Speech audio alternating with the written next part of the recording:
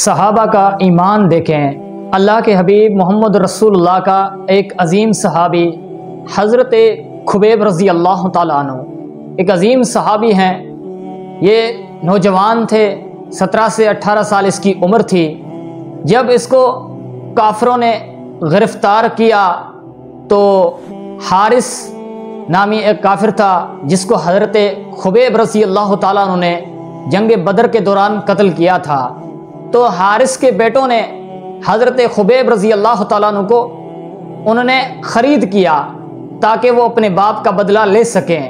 تو حارث کے بیٹوں نے حضرت خبیب رضی اللہ تعالیٰ عنہ کو خرید لیا اور ایک بڑے میدان میں حضرت خبیب رضی اللہ تعالیٰ عنہ کو لے کے آئے تاکہ حضرت خبیب رضی اللہ تعالیٰ عنہ کو سزا دی جائے۔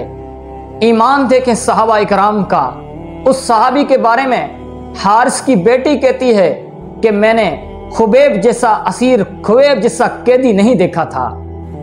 وہ خبیب جس کو اللہ رب العزت کھلاتا تھا، خبیب رضی اللہ تعالیٰ عنہ وہ انگور کھاتے تھے جو انگور اس مکے میں نہیں ملتے تھے، یعنی وہ موسم انگوروں کی نہیں تھی لیکن پھر بھی انگور حضرت خبیب کھاتے تھے۔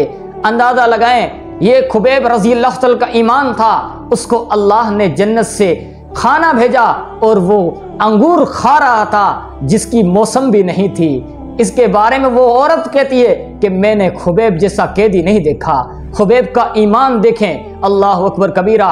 جب خبیب کو ایک میدان میں لے کے آئے تاکہ خبیب کو سزا دی جائے، خبیب کو سزا دی جائے، تو اس وقت خبیب رضی اللہ تعالیٰ سے وہ پوچھنے لگے کہ اے خبیب، تمہاری آخری تمنا کون سی ہے، آخری خواہش کون سی ہے؟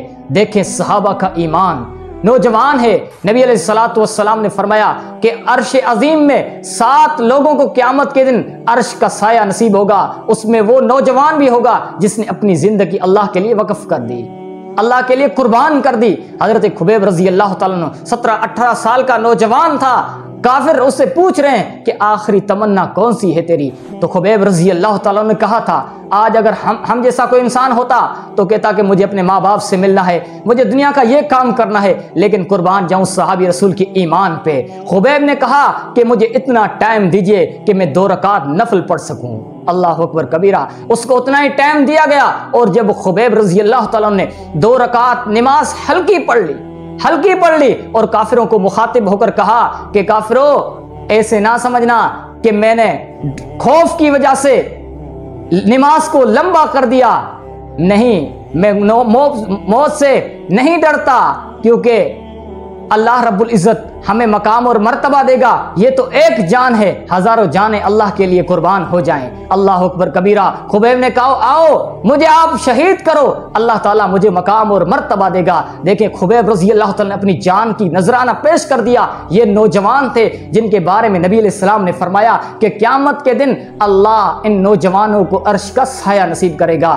تو ہمیں بھی ایسے عمل کرنے چاہیے، اللہ پر توکل کرنا چاہیے، ہمارا بھی ایسا ایمان ہونا چاہیے جس ایمان کی وجہ سے اللہ تعالیٰ کہے وَإِنْ آمَنُوا بِمِثْلِ آمَنْتُمْ بِهِ فَقَدِ اهْتَدَوْا۔ ایمان اس طرح لائے جس طرح صحابہ نے ایمان لایا۔ ایمان کی گواہی رب نے قرآن میں صحابہ کے بارے میں دے دی، تو اندازہ لگائیں یہ تھی صحابہ کی سیرت۔ تو ہم بھی صحابہ اکرام کے نقش قدم پہ چلیں اور ایسا ہی ایمان لائیں۔